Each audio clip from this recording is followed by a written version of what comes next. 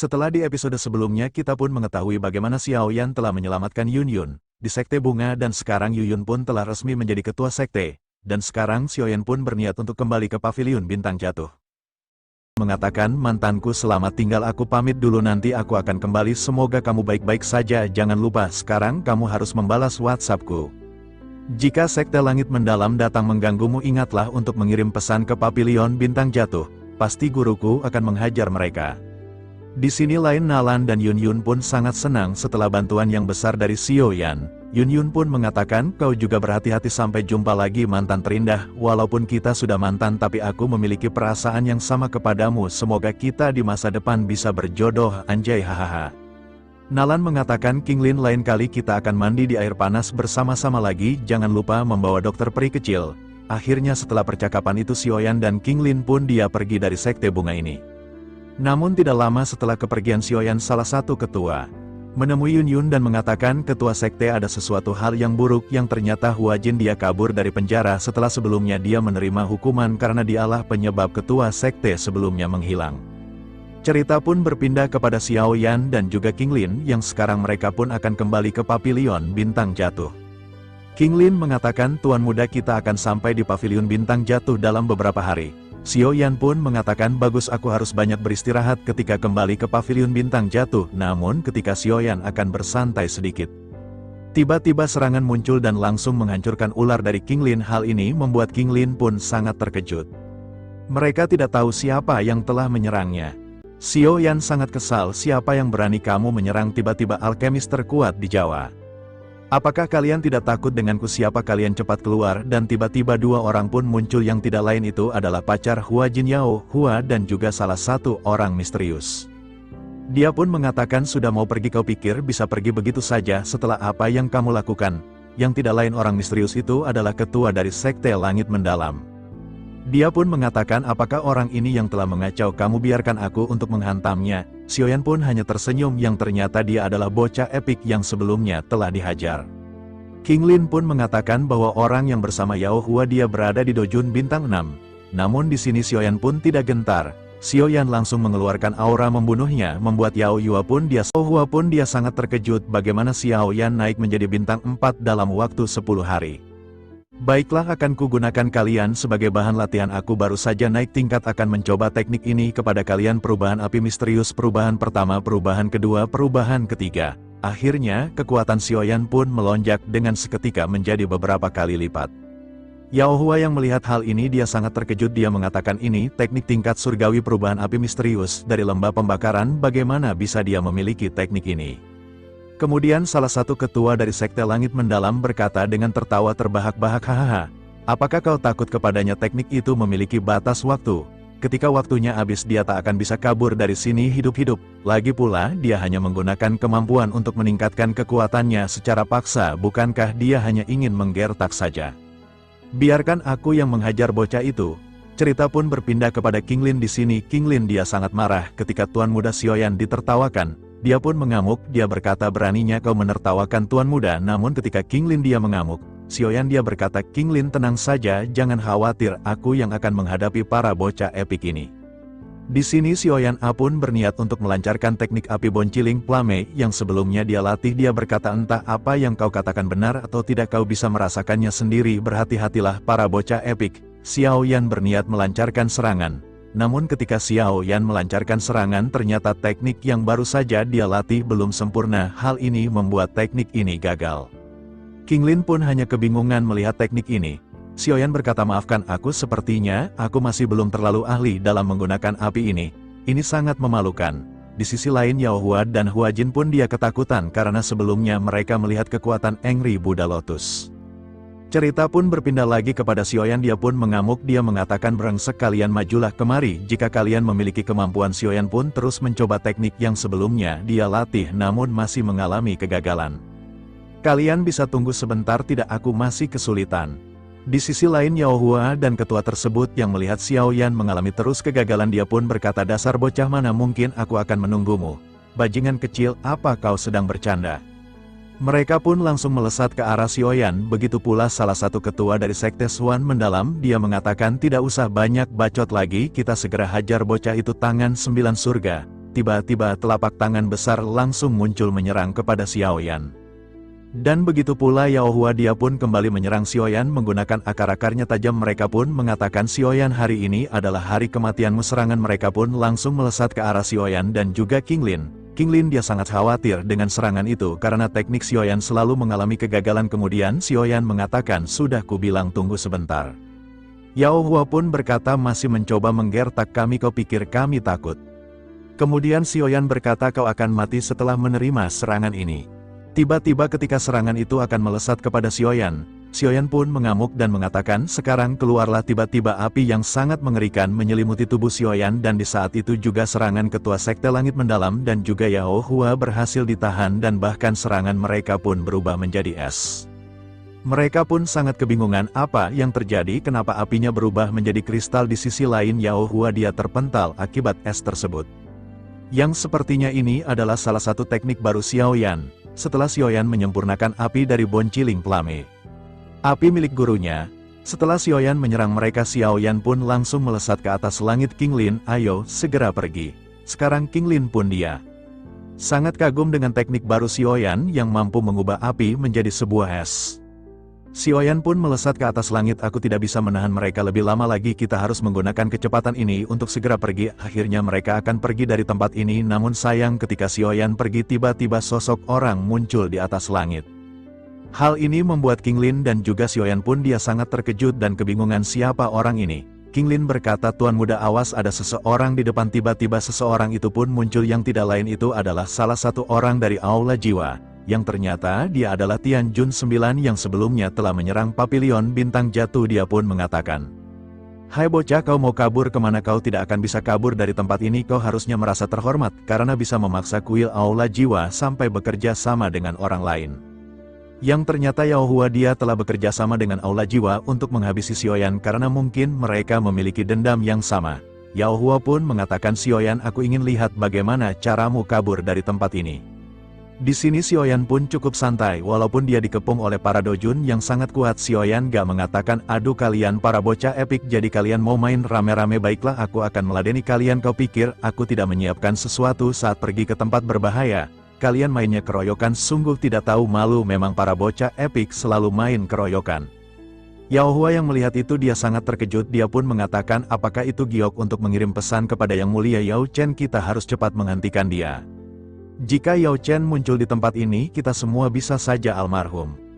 Xiaoyan pun tertawa terbahak-bahak. Dia mengatakan, sudah terlambat. Selama ada giok ini, guruku akan segera datang. Kalian para bocah epik akan dihajar oleh guruku. Hahaha, tunggulah kematian kalian bocah bau kencur. Sebelumnya guru Xiaoyan pun telah memberikan sebuah giok kepada Xiaoyan. Jika dalam bahaya, maka Xiaoyan bisa memanggilnya menggunakan giok ini. Xiaoyan sangat lega. Karena ada giok ini dia tidak khawatir walaupun dia dikepung oleh para dojun. Namun ketika Xiaoyan gunakan, ternyata giok ini tidak berfungsi. Hal ini membuat Xiaoyan pun sangat terkejut dan juga sangat kebingungan. Mengapa giok ini tidak berfungsi? Apa gunanya giok ini? Xiaoyan pun langsung melemparkan giok tersebut. Di sisi lain Tian Jun ke-9 pun melihat hal ini tertawa terbahak-bahak. Dia mengatakan, hahaha, Tian Jun ini sudah tahu. Kalau kau Yao Chen akan meninggalkan giok seperti ini kepadamu, ruangan ini telah aku blokir. Sekarang gurumu tidak bisa datang ke tempat ini. Yao Hua juga dia tertawa terbahak-bahak, siapa lagi yang bisa menyelamatkanmu bocah? Dan begitu pula salah satu ketua dari Sekte Langit Mendalam, kau tidak bisa kabur dari kami. Sekarang inilah kematianmu di sini. Xiaoyan telah terperangkap oleh 3 dojun. Xiaoyan pun dia sangat marah melihat para dojun ini tertawa terbahak-bahak di depannya. Xiaoyan mengatakan, memang benar, jika hanya mengandalkan kekuatanku maka akan sulit menghadapi kalian bertiga.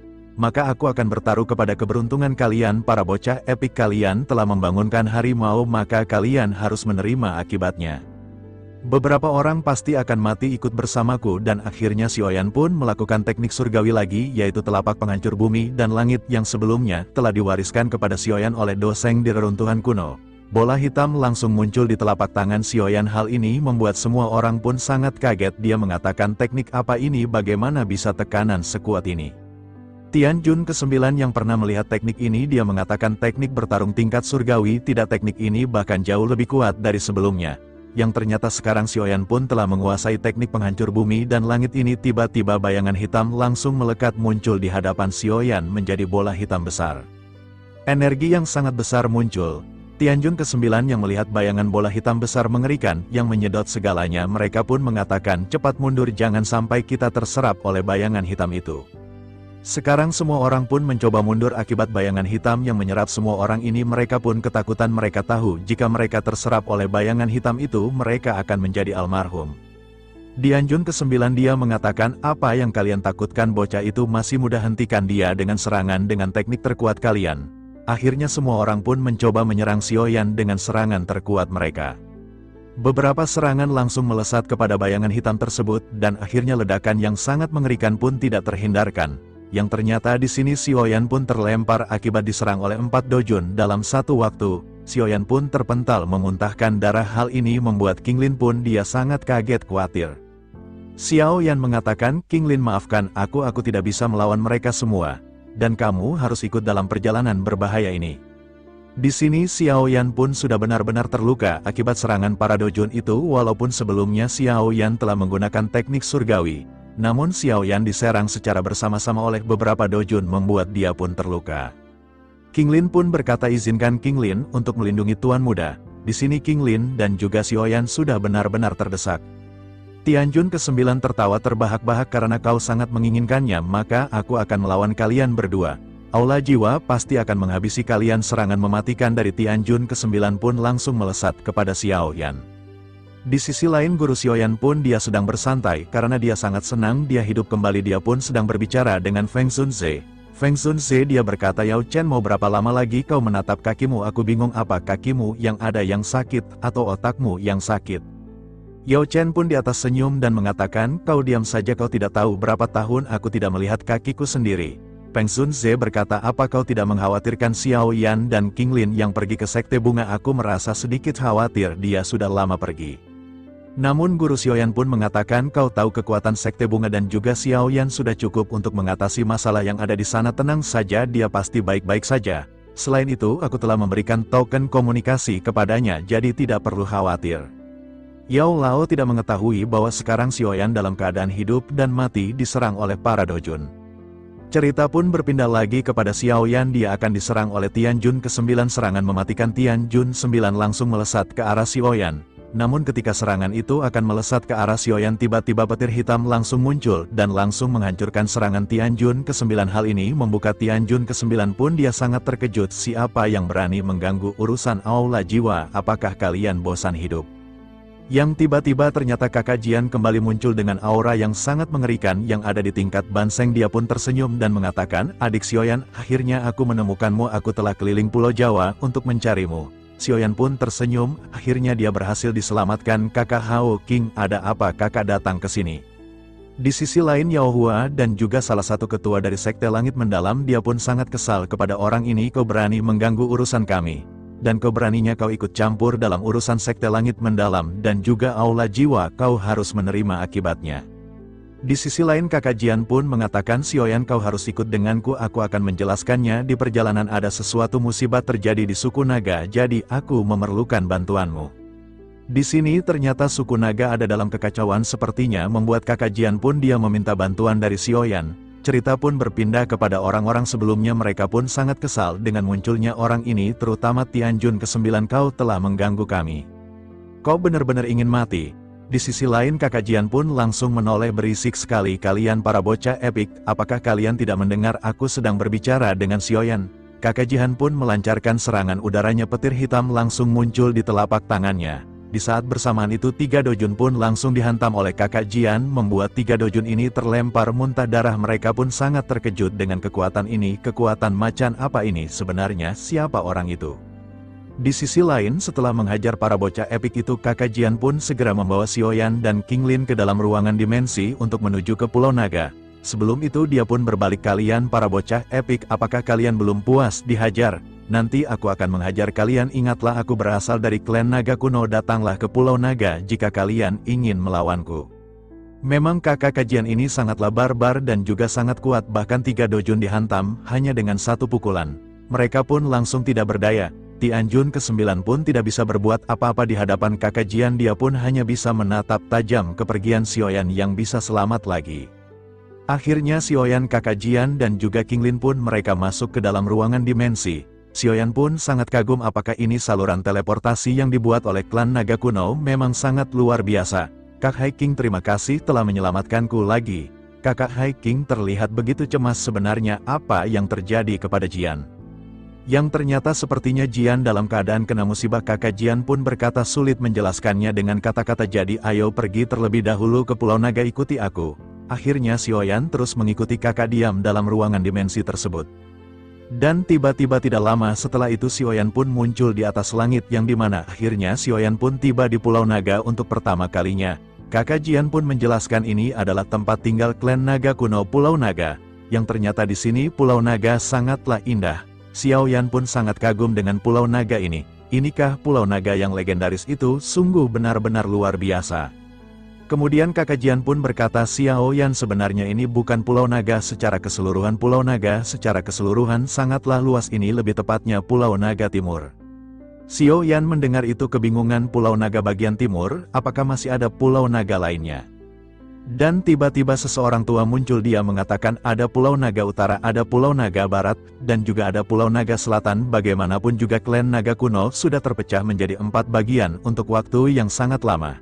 Yang ternyata klan naga sekarang dalam perpecahan dan sekarang telah menjadi 4 bagian. Mungkin waktu dipimpin oleh Ayah Jian itu masih bersatu, namun setelah kehilangan Ayah Jian, klan naga menjadi 4 bagian. Sepertinya ada pemberontakan di setiap pulau. King Lin yang melihat munculnya kakek tua itu sangat terkejut. Tuan muda, berhati-hatilah. Namun kakak Jian mengatakan gadis kecil tidak usah khawatir, dia adalah ketua dari naga kuno Pulau Naga Timur, Tetua Juli. Dan terlihat di sini ada sosok orang tua yang ternyata dia adalah ketua dari klan Naga Timur. Dia pun mengatakan gadis kecil ini sangat ketakutan. Triple Green Snake Follower pupil ini adalah jiwa ular surgawi kuno dalam tubuh gadis ini. Tidak kusangka masih ada jiwa ular surgawi kuno di dunia ini. Dulu sekali itu termasuk monster yang sangat kuat yang bisa bersaing dengan kami. Sayang sekali waktu sudah berlalu, mereka sudah punah. Dan klan naga sudah terpecah sekarang. Yang ternyata ada binatang-binatang kuno yang dulu bersaing dengan klan naga, sekarang sudah punah. Mungkin klan penik juga hampir punah dengan ketolek ke bawah, dan dia pun sangat terkejut melihat Jian berada di atas magma. Namun tidak hanya itu, Jian dalam keadaan membeku di dalam sebuah kristal. Di sini Jihan pun telah bertransformasi menjadi sosok dewasa yang sangat cantik, yang sepertinya dia ini adalah calon istri admin Hehe. Xiaoyan yang melihat Jian dalam kondisi yang tidak baik, dia pun langsung melesat. Dia pun segera menuju ke arah Jian. Jian, apa yang sebenarnya terjadi kepadamu? Cepatlah bangun. Di sini Xiaoyan pun sangat khawatir melihat kondisi Jian. Dia pun